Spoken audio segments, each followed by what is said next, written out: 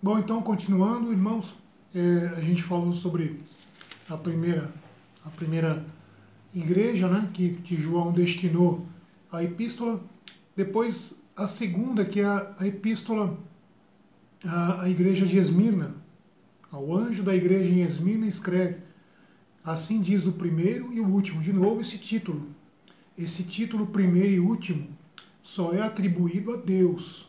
Só é atribuído a Deus. Então, Jesus estava dizendo aqui claramente que ele é Deus. Inclusive, tem algumas seitas que não creem nisso, né? Que Jesus não é Deus. Mas o próprio Jesus está dizendo aqui: aquele que esteve morto, mas voltou à vida. Conheço tua tribulação, tua indigência, és rico, porém. Em outras versões, a tua pobreza, né? E as blasfêmias de alguns dos que se afirmam judeus, mas não são. Pelo contrário, são sinagoga de Satanás. Não tenhas medo do que irás sofrer. Por que sinagoga, né? Porque os judeus, eles supostamente adoravam a Deus nas sinagogas, né? Não tenhas medo do que irás sofrer.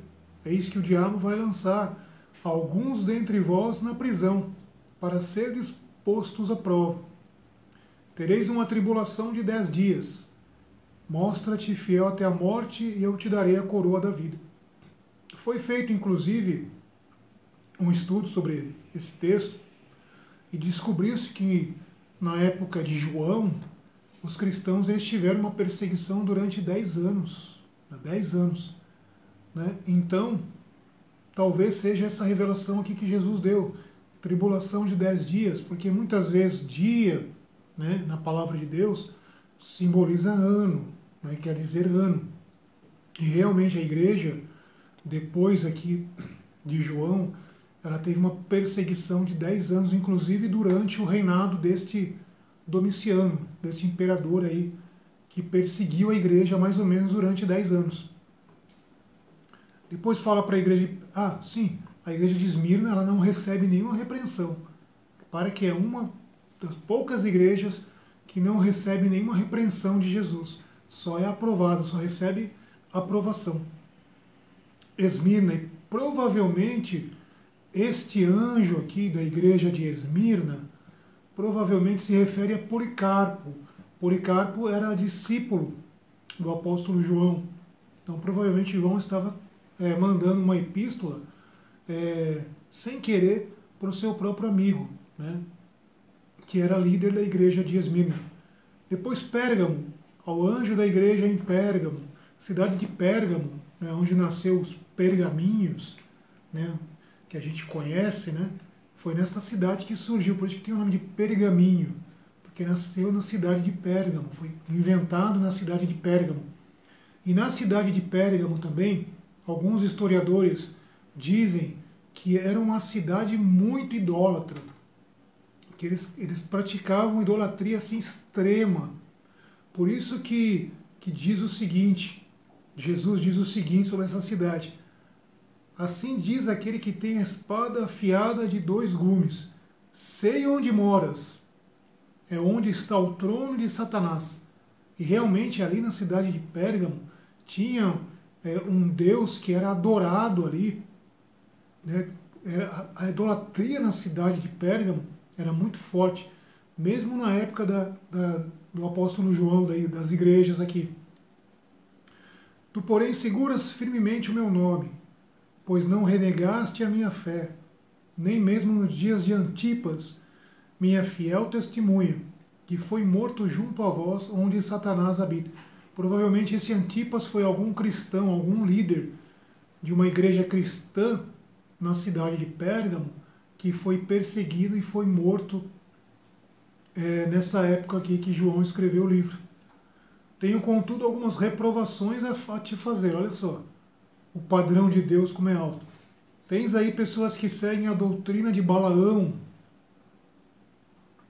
o qual ensinava Balaque a lançar pedra de tropeço aos filhos de Israel, para que comessem das carnes sacrificadas aos ídolos e se prostituíssem. Então, provavelmente tinham pessoas aqui. Repara que Jesus ele está escrevendo à igreja, ele está escrevendo aos cristãos, ao povo de Deus. Então, provavelmente alguns destes cristãos aqui, eles estavam tolerando a presença desses que praticavam essa doutrina de Balaão, ou seja, lançar tropeço para as pessoas, né, fazer com que as pessoas caiam, que as pessoas pequem. Eram pedra de tropeço. E isso acontece, infelizmente, mesmo dentro das igrejas. Muitas pessoas, elas são pedra de tropeço, elas fazem com que outras pessoas pequem, que outras pessoas tropecem. Tropeçar é isso, é pecar. Para que comessem das carnes sacrificadas aos ídolos e se prostituíssem. Como na cidade de Pérgamo existia essa cultura idólatra, né? Então provavelmente muitos cristãos estavam aderindo a isto, a essa idolatria. E Jesus ele foi duro com esse líder para que ele tomasse atitude, para que ele fizesse alguma coisa, né, com relação a isso, e não permitisse isso na igreja. Do mesmo modo, tens também tu pessoas que seguem a doutrina dos nicolaítas. Os nicolaítas, muito se tem especulado na história da igreja, né, quem eram esses nicolaítas, né, quem foram esses nicolaítas.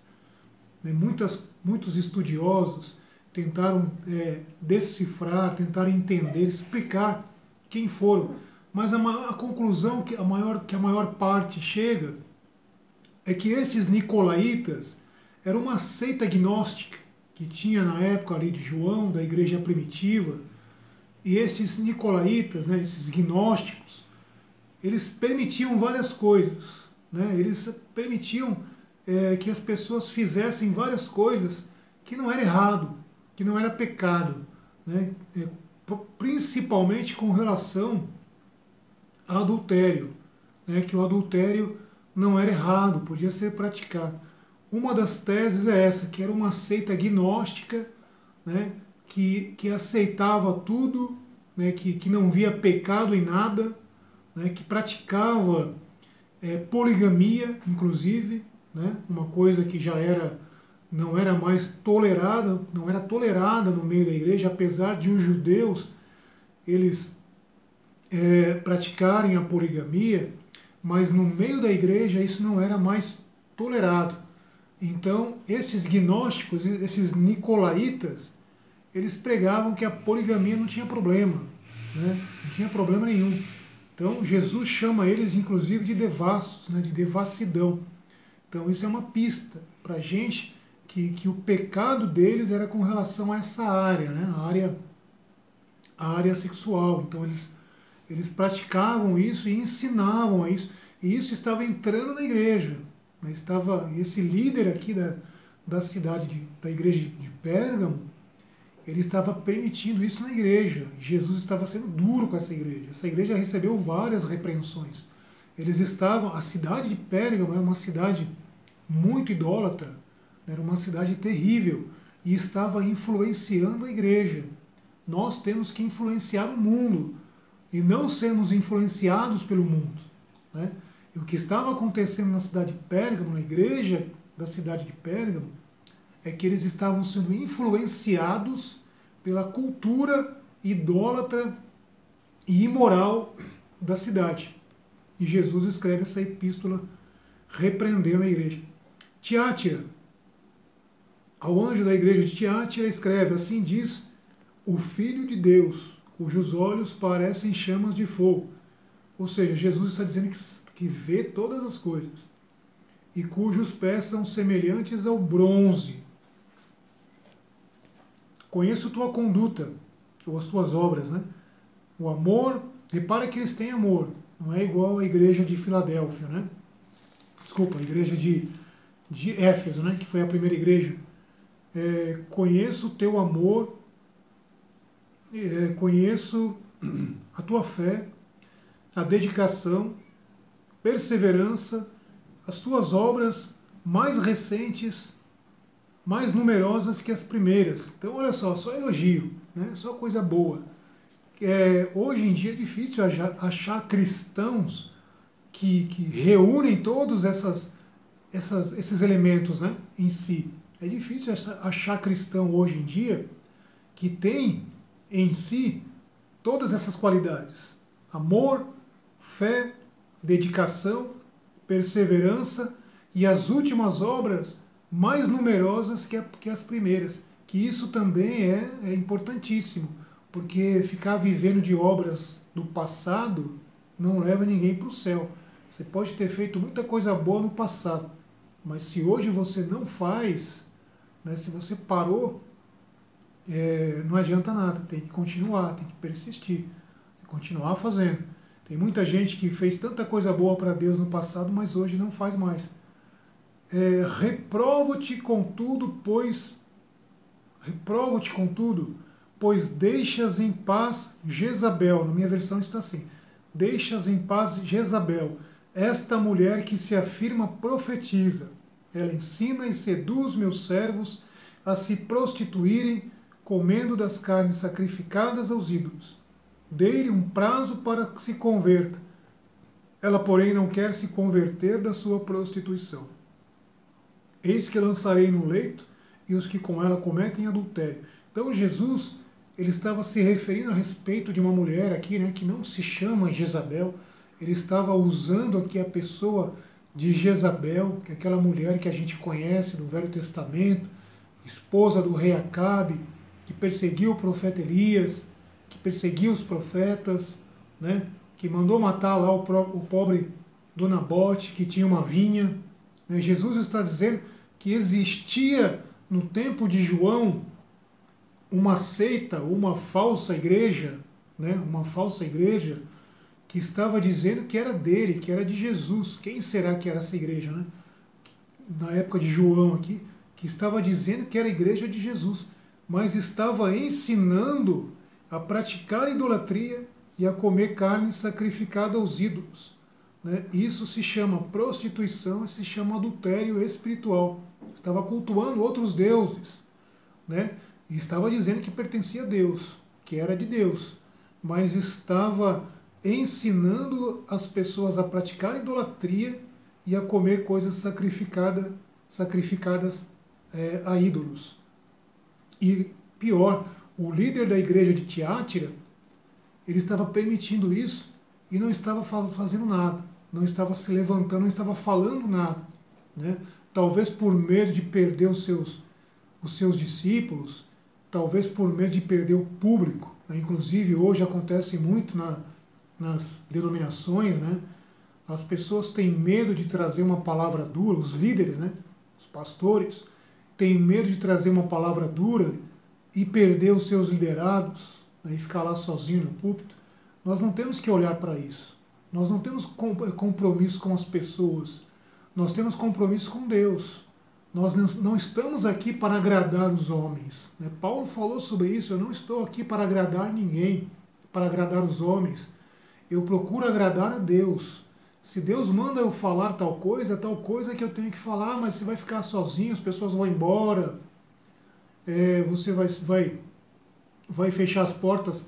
Não importa, tem que fazer o que Deus manda. Isaías, ele é o profeta que pregava a palavra e ninguém ouvia. O ministério de Isaías foi assim, olhando assim de forma com a nossa vista, né, com a nossa visão de homem, foi um ministério falido, porque Isaías não tinha discípulos, não tinha seguidores. Ele falava o que Deus mandava ele falar, as pessoas não ouviam. O próprio Deus falou isso para ele: Isaías, você vai pregar a minha palavra e ninguém vai te dar ouvidos.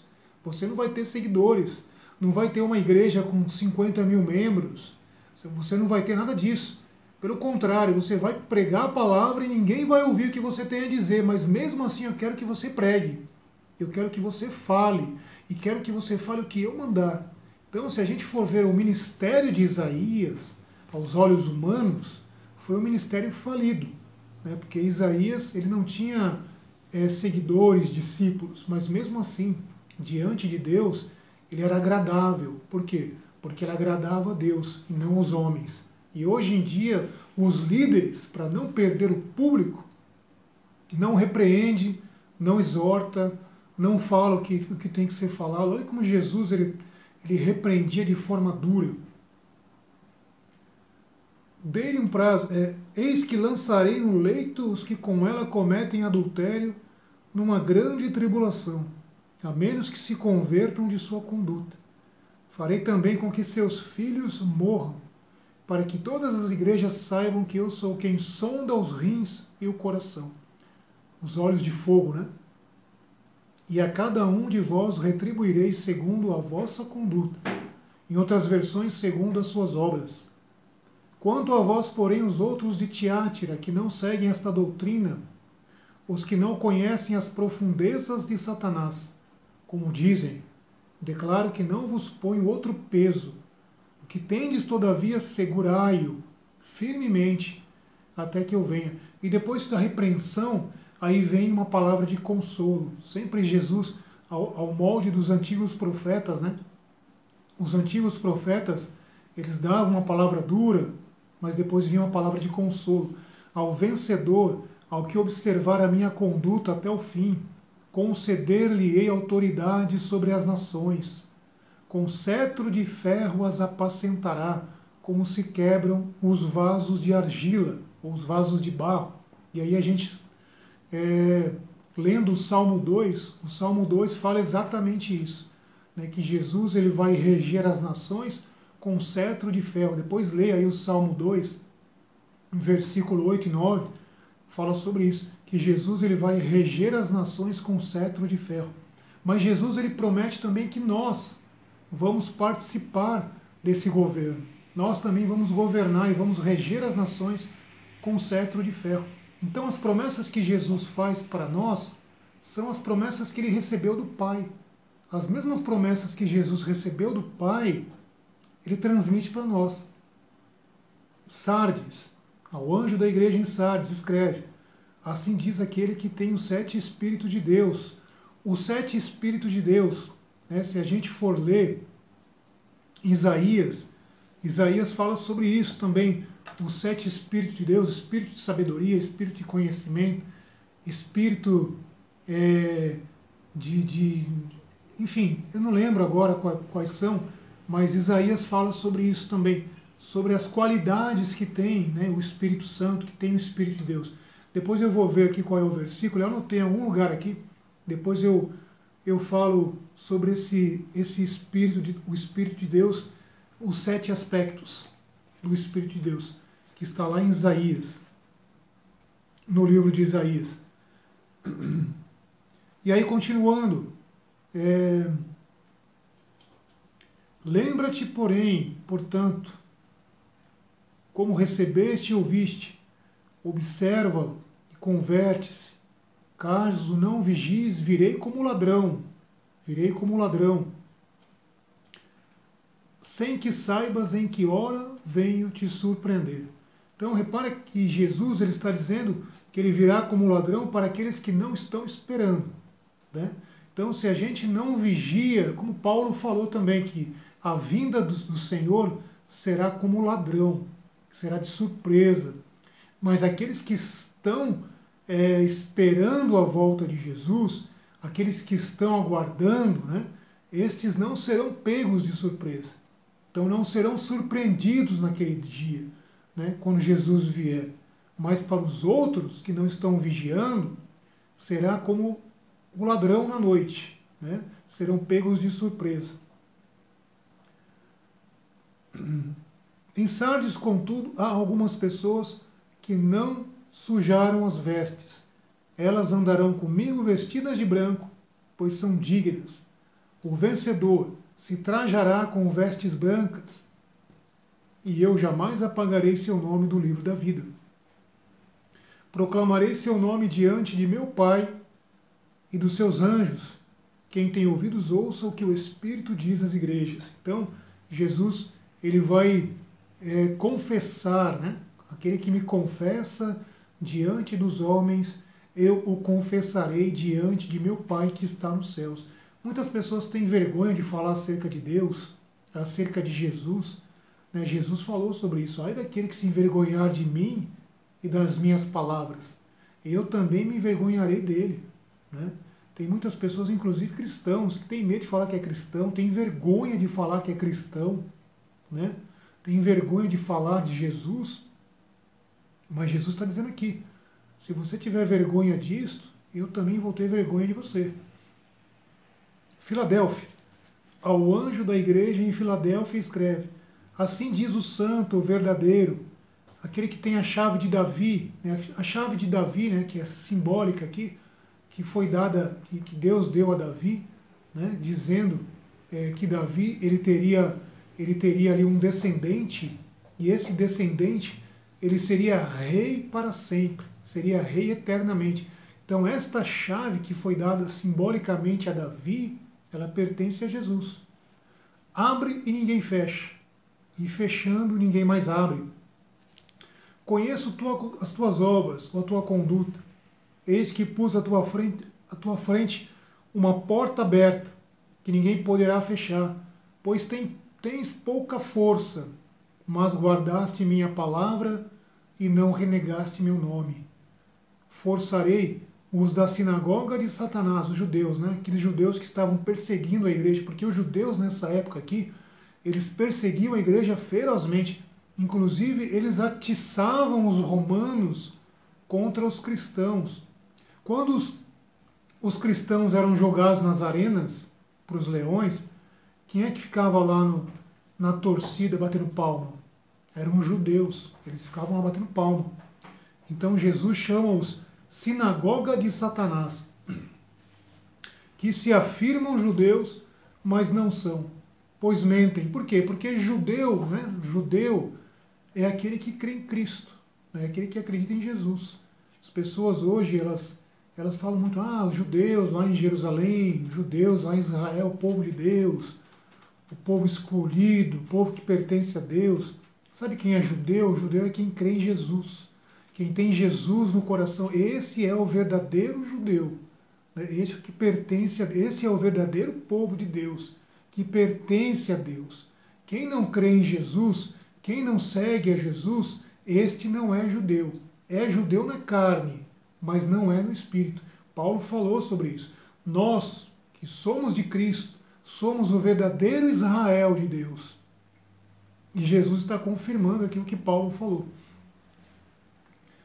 Visto que guardaste minha palavra de perseverança, também eu te guardarei da hora da provação que virá sobre o mundo inteiro, para submeter a prova os que habitam da terra. Esse é o principal versículo, né, que aqueles que acreditam no arrebatamento antes da tribulação, eles usam, né, para confirmar que a igreja vai ser retirada da terra antes da grande tribulação.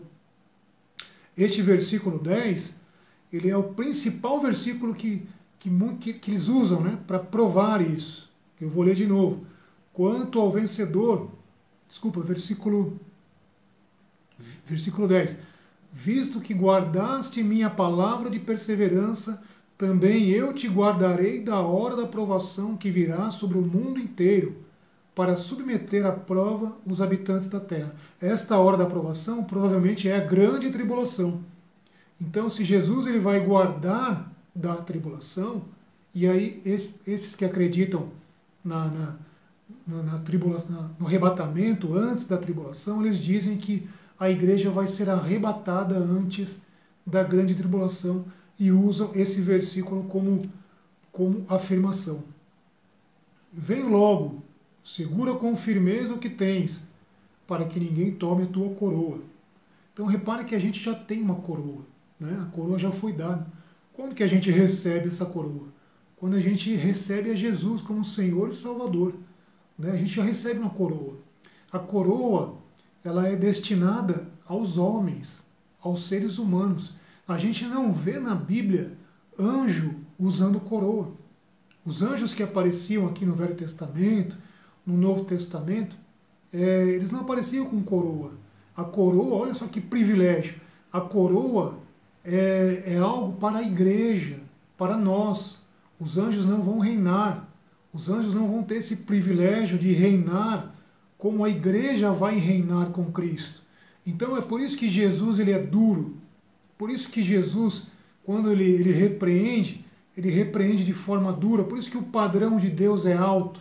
Por quê? Porque nós vamos reinar. Essas promessas que Jesus está dando para a igreja são promessas que ele recebeu de Deus, do Pai, recebeu para ele. Jesus, ele vai reinar, ele reina já, né?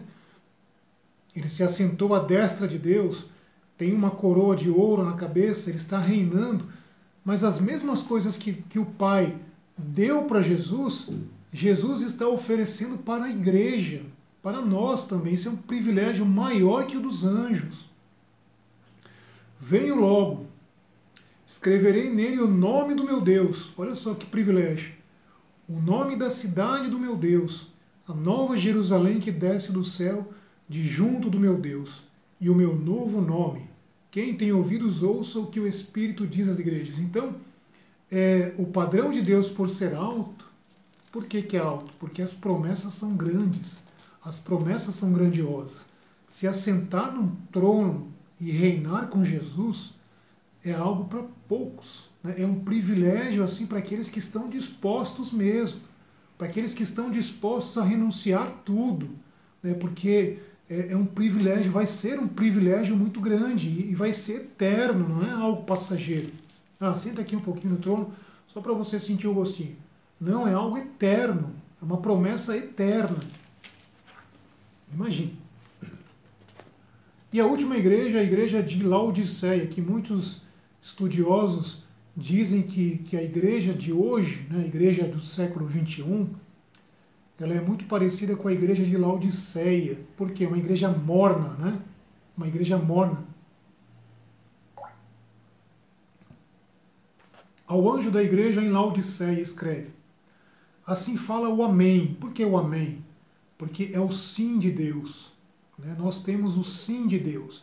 Quando nós nos voltamos para Deus, quando nós fomos perdoados por Deus, quando recebemos a Cristo como Senhor e Salvador, nós recebemos o sim de Deus, as promessas de Deus.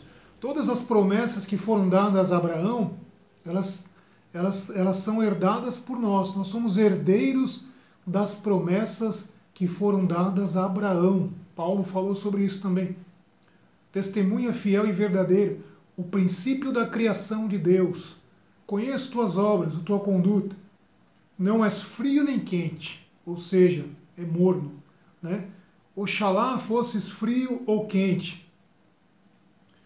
Assim, porque és morno, nem frio nem quente, estou para te vomitar da minha boca. Então, se a gente for ver hoje, a igreja hoje, igreja morna, né, que está mais preocupada com as coisas do mundo do que com as coisas de Deus. Inclusive, é uma igreja rica. A cidade de Laodiceia era uma cidade que ficava ao nível alto do mar, né? Existiam ali, existia uma tecnologia ali que fazia com que a água fosse drenada do mar para chegar até Laodiceia. Quando ela chegava até Laodiceia, a água chegava morna, Então, por isso que Jesus ele usou exatamente o que acontecia na cidade, né? Os habitantes ali da cidade de Laodiceia, eles tomavam água morna, por causa justamente dessa tecnologia que tinha na época, que drenava as águas lá do rio, né? Tinha aqueles dutos, e a água chegava morna na cidade. Eu vou dar mais uma pausa aqui e quando eu voltar a gente continua.